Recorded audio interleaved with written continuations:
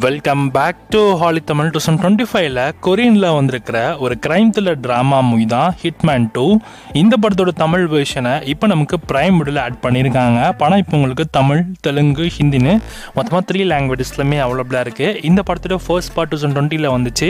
அந்த ஃபர்ஸ்ட் பார்ட்டோட பேர் தான் ஹிட்மேன் ஜோன். அந்த படத்தோட தமிழ் வெர்ஷனும் நமக்கு அமேசான் MX பேரில் தமிழ் டப்பிங்கில் அவைலபிளாக இருக்குது. அந்த படமும் பார்க்கறதுக்கு நல்லாயிருக்கும். அந்த படத்தோட ஸ்டோரி கண்டினியூஷன் தான் இந்த பார்ட் உள்ளமே இருக்குது. நீங்கள் பார்ட் 1ல் ஸ்டோரி எடுத்துக்கிட்டீங்கன்னா, ஒரு அசாசிகனாக இருக்கக்கூடிய நம்ம ஹீரோ NIS ஏஜென்ட்டாக இருக்காரு.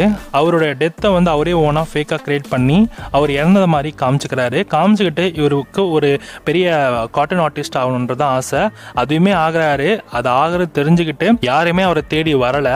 பட் இருந்தாலுமே அந்த காமிக்ஸ் அந்த அளவுக்கு பெருசாக ஹிட் ஆகாதனால அவருடைய ரியல் லைஃப் நடந்த இன்சிடென்ட்ஸ் எல்லாமே, அவர் NIS ஏஜென்ட்டாக ஒர்க் பண்ணப்போ அவருக்கு நடந்த சம்பவம் எல்லாமே அந்த காமிக்ஸில் வரைஞ்சி அது பெரிய பிரச்சனையாக மாறிச்சு. அதுதான் ஃபர்ஸ்ட் பார்ட்டில் காமிச்சிருப்போம். நேஷனல் சீக்ரெட்ஸ் தான் ரிவீல் பண்ணுறது தெரிஞ்சு NIS ஏஜென்ட்ஸ் ஆளுங்களும் நம்ம ஹீரோ தேடி வருவாங்க. கூடவே கிரிமினல்ஸும் வருவாங்க. அவங்ககிட்ட எப்படி தப்பிக்கிறாங்கன்றதான் பார்ட் 1ல் காமிச்சிருப்பாங்க. இப்போ பார்ட் 2 அதே மாதிரி தான். பார்ட் 2லையுமே பார்த்தீங்கன்னா இவர் ஃபர்ஸ்ட் பார்ட்டில் எழுதின ஸ்டோரி எந்த அளவுக்கு ஹிட் ஆச்சோ அந்த அளவுக்கு ஹிட் வந்து இவர் எழுதிருக்கிற அந்த நியூ சீசனுக்கு அமையல.